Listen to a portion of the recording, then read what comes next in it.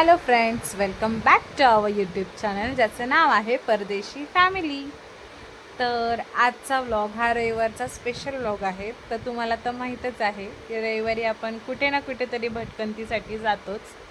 आणि आज आपण निघालेलो आहोत उन्हातानामध्ये. जवळजवळ 12:30 वाजले असतील कदाचित जेव्हा आम्ही घरातून निघालेलो आहोत. त्यावेळी घरातली सगळं कामं नाश्ता वगैरे उरकून आम्ही निघालो आहे. आणि कृष्णा माझ्यासोबत आहे, रुद्र घरी आहे कारण रुद्र आला नाही माझ्यासोबत. रुद्रची मॅच चालू होती त्यामुळे. तर आजचा व्लॉग शूट करण्याचं कारण असं की आज जिकडे आम्ही चाललेलो आहोत ते एक महादेवाचं सुंदर असं मंदिर आहे, जे की बोपदेव घाटाच्या पुढे लागतो. सो मी व्हिडिओच्या एंडपर्यंत तर तुम्हाला सांगेलच की नेमकं आम्ही कोणत्या मंदिरात गेलेलो आहोत म्हणून, पण तुम्हीही गेस करा. तर आता तुम्ही पाहताय व्हिडिओमध्ये की बोपदेव घाटातून आम्ही पुढे निघालो. तिथे आमची गाडी थोडीशी त्रास दिली आम्हाला चढताना, त्यामुळे ते छोट्या गॅरेजमध्ये आम्ही ती रिपेअर केली. आणि तिथून पुढे भरपूर असा तडाखा होता बाहेर, प्रचंड असं ऊन आहे जे की सहनही होत नाही आहे. तर इथे असं आम्ही ऊसाच्या घोराळ्यामध्ये ऊसाचा रस पिण्यासाठी थांबलेलो आहोत. आणि ऊसाचा रस खरंच खूप गावाकडचा ऊस होता तो. समोर शेती बघा, ताजा आणि विदाऊट संत्री वगैरेचा ऊस होता. प्युअर ऊसाचा रस इथं समोर आष्टर आहे. आणि जिथे आम्ही ऊसाचा रस प्यायला थांबलो तिथेच समोर अशी अख्खी शेवंतीची, तिकडे शेवंतीची पांढरी पिवळी शेवंती समोर बघू शकता तुम्ही. तशी शेवंतीची शेती होती आणि ऊन तर प्रचंड होतं. सो आपले ऊसाचे रस आलेले आहेत आता. ते तुझंच आहे बाळा, हे तुझं आहे. थोडंसं पिऊन देऊ का तुला? तुला पिता नाही येणार, थांब.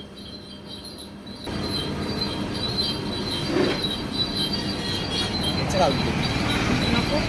कितीला आहे?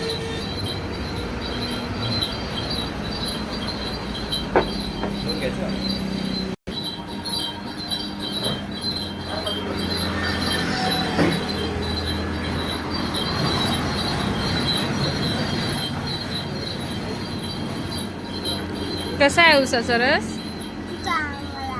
चांगला. बल्पना का खाऊ? मग बघू. बघ, खाली पडलेला आहे ना तो.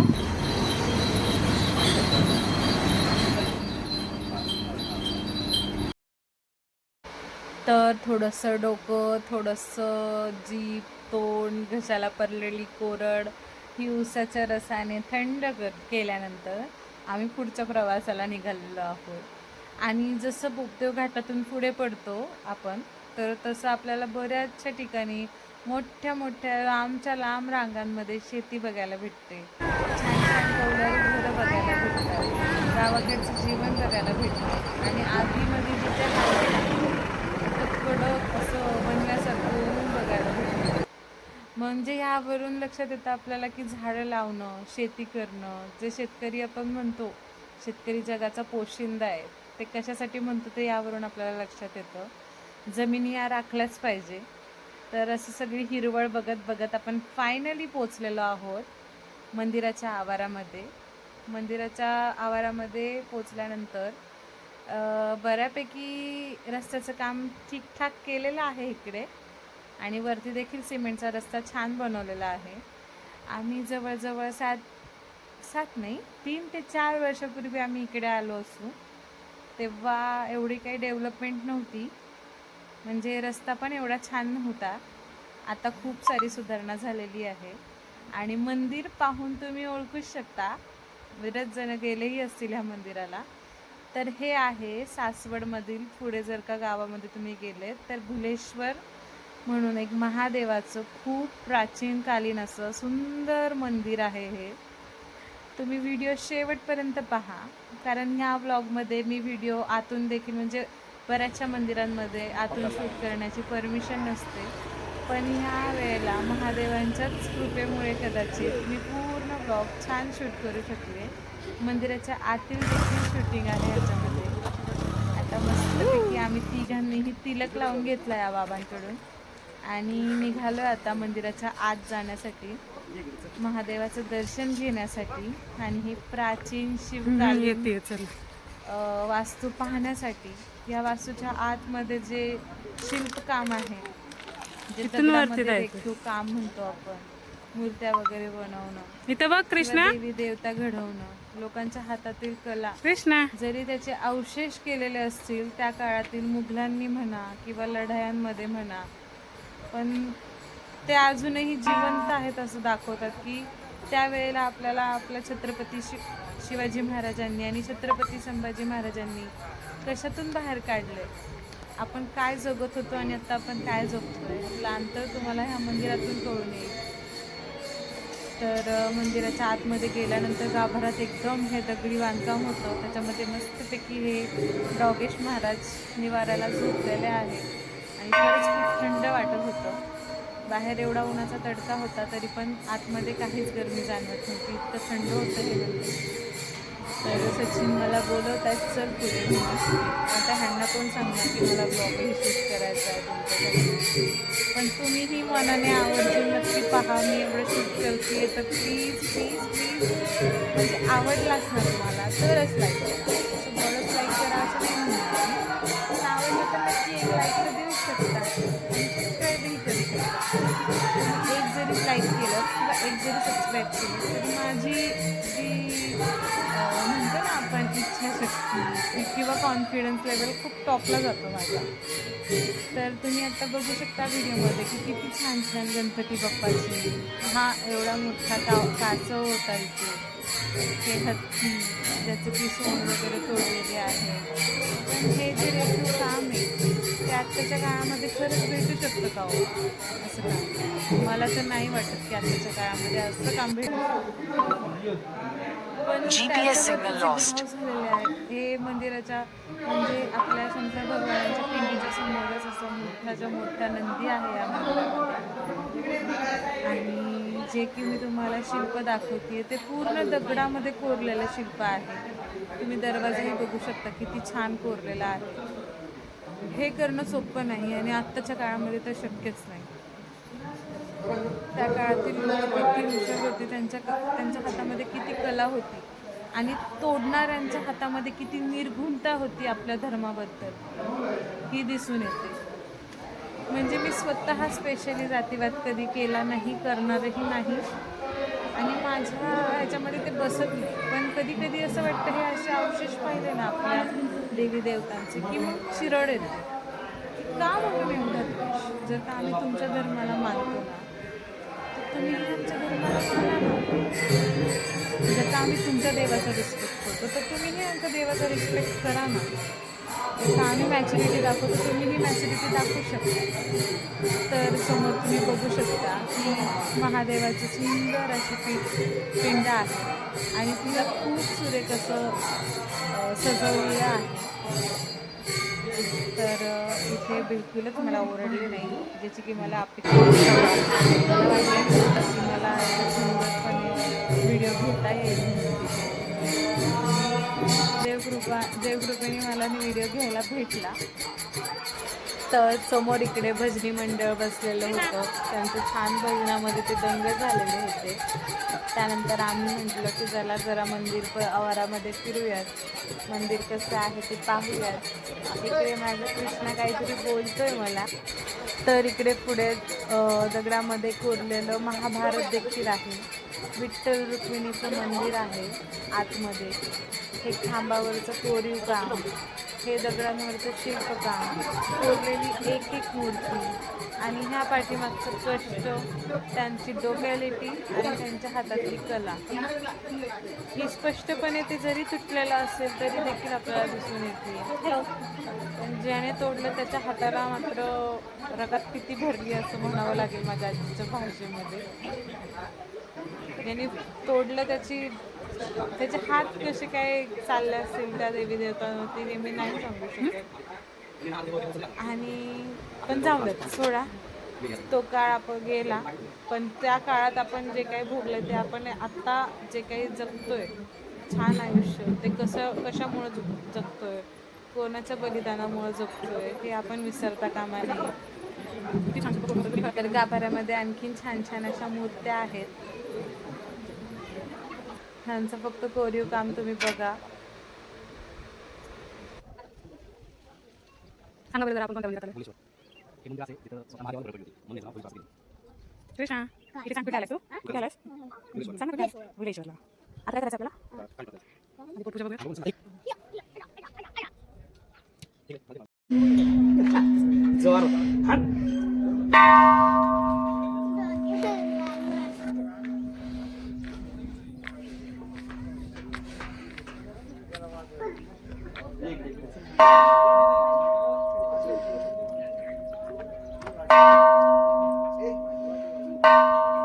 तर आता आपलं भुलेश्वर मंदिर पाहून झालेलं आहे आणि आता आपण निघणार आहोत पुढे जाण्यासाठी. पुढे म्हणजे रस्त्यात परतीच्या वाटेमध्ये आपल्याला कानिफनाथ महाराजांचा इथून खाली जाऊ गड लागतो, तर तिकडेही जाण्याचा प्लॅन आहे. आधी पोटपूजा करावी लागणार आहे काही ना काहीतरी, कारण इकडे भंडारा असतो पण आपण भंडाराच्या वेळेमध्ये नाही पोचलो, त्यामुळे भंडारा तिथे तर नाही भेटणार. इथे डॉगेश भाई लोकांची भांडणं चालू होती. तो त्याला म्हणत होता कशाला आलायस तिकडे, तिकडे जा तुझ्या एरियामध्ये. सो राहून द्यात, ते त्यांचे ते सॉल्व्ह करून घेतील, त्यांना एकत्रच राहायचं म्हणत असं. तर आता आपण निघूयात चप्पल बुटा वगैरे घालून पुढच्या प्रवासासाठी. तर आता आम्ही निघालेलो आहोत.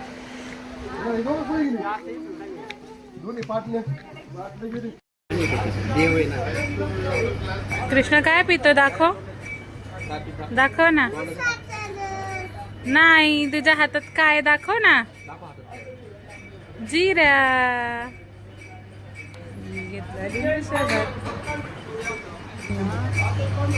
आता पोटात थोडीशी भर घातली. इकडे रस्सा भेळ खाल्ली. रस्सा भेळच होती तिकडे, मिसळ होती आणि वडापाव होते, कारण गॅसचं फार तुटवडा आहे. बरीचशी हॉटेलं देखील बंद आहेत. तर आता आम्ही फायनली गडाच्या इकडे पोचलेलो आहोत, कानिफनाथ महाराजांच्या इथे. तर आता ह्या ब्लॉगमध्ये तुम्हाला कानिफनाथ महाराजांचा गड देखील पाहायला भेटेल. तर आता ह्याच एकाच व्हिडिओमध्ये आपण 2-2 भक्तिस्थानं अशी बघितलेली आहेत. एक पहिलं म्हणजे मी तुम्हाला दाखवलं भुलेश्वरचं मंदिर, आणि आता हा आहे कानिफनाथ महाराजांचा गड. तर बघू शकता तुम्ही खाली एंट्रन्सला एवढं छान असे किती नाथ आहेत. त्या सगळ्यांचे नाथांचे तिथे फोटो चित्र काढले होते. आणि आता आम्ही चढत आहोत वरती गड. गडाच्या पायथ्याशी असं संत ज्ञानेश्वर, संत तुकाराम, शंकर भगवानांची पिंड आहे. गडाला चढण्यासाठी अशा पायऱ्या आहेत. गड चढण्यासाठी खूप सोपं आहे, असं काही थकवा नाही जाणवत. वरती गेल्यास तुम्ही हे देखील पाहाल की दर्शन कसं घ्यायचं असतं. किवळीचा दरवाजा आहे. इथे देखील मी मंदिराच्या आतमधला व्हिडिओ घेतलेला आहे. इथेही अलाउड नसताना देखील मला व्हिडिओ घ्यायला परमिशन म्हणजे मी न मागता भेटली. कोणीही मला ओरडलं नाही की तुम्ही व्हिडिओ काढू नका म्हणून. तर इकडे म्हसोबाचं मंदिर आहे वाटतं, वरती चढताना वाटत लागतं. आणि आता आपण पोचलेलो आहोत वरती.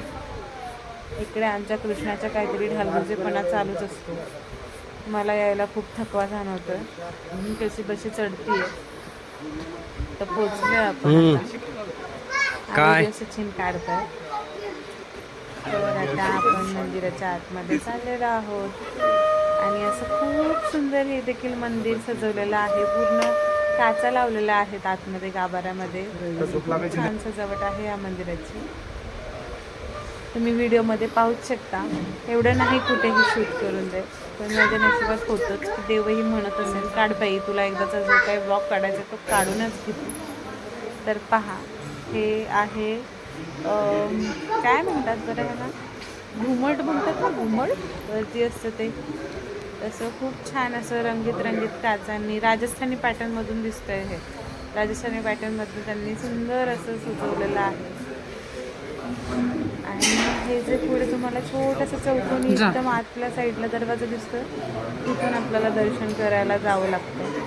तर कृष्णा आणि कृष्णाचे पप्पा दोघेही गेलेले आहेत आणि दर्शन करायच्या अगोदर पूर्ण आपला बेल्ट चांबड्याचं काहीही वस्तू चालत नाही, अंगावरती काहीही कपडेही चालत नाहीत. म्हणजे काही कपडे चालत नाहीत म्हणजे पॅन्ट वगैरे चालते, पण शर्ट वगैरे काढावं लागतं, बेल्ट काढावं लागतं आणि मगच आपल्याला तिकडे आतमध्ये परत जाण्यासाठी परमिशन देतात. त्याचे टोपीवाले बाबा दिसतात का तुम्हाला समोर, ते खूप जास्त कडक आहेत बरं का. हो हो. त्याची कडक माणसं मनाची खूप साफ असतात. तर आता बघूयात पुढे, तुम्ही बघालच की दर्शन कसं घेतात, कुठल्या दारातून आत जातात.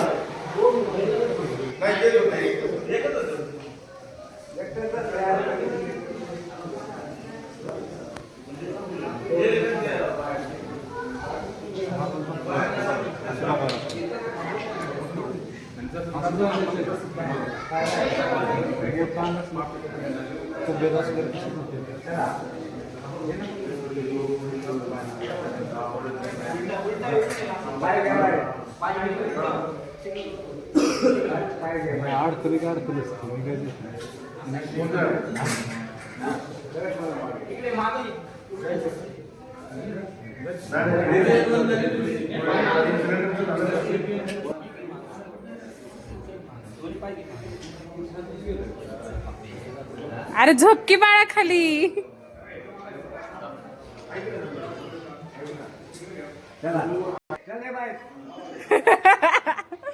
चल बाहेर. चला चला दादा, पटपट चालायचं, बसायचं नाही तिथं. जागा लागते का समोर खिडकीने पुढे बसायचं नाही, पटकन पुढे चालायचं. दुनियात ओम नमः शिवाय, ओम नमः शिवाय, ओम नमः शिवाय. फक्त हालत नाही आतमध्ये, पुढे हात ठेवू नका.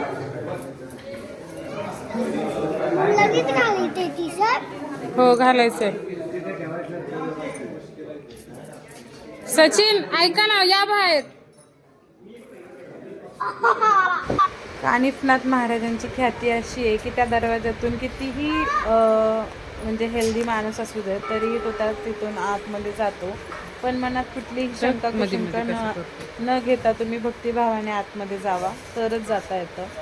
पण लास्ट टाइम सचिन गेले होते, पण ह्या वेळेला सचिनला नाही जाता आलं. असं नेक्स्ट टाइम तब्येत कमी करून नक्कीच जातील त्या आतमध्ये. तर आता आपण बाहेर असं मस्तपैकी फिरत आहोत. बाहेर असं हत्तीच्या कानातून कानिफनाथ महाराजांचा जन्म झाला होता, म्हणजे त्यांचं अस्तित्व तिथून निर्माण झालं होतं, हत्तीच्या कानातून. प्रत्येक नाथांचं अस्तित्व वेगवेगळ्या ह्याच्यातून निर्माण झालेलं आहे, त्यांची वेगवेगळी कथा आहे. इथे मंदिरावरामध्ये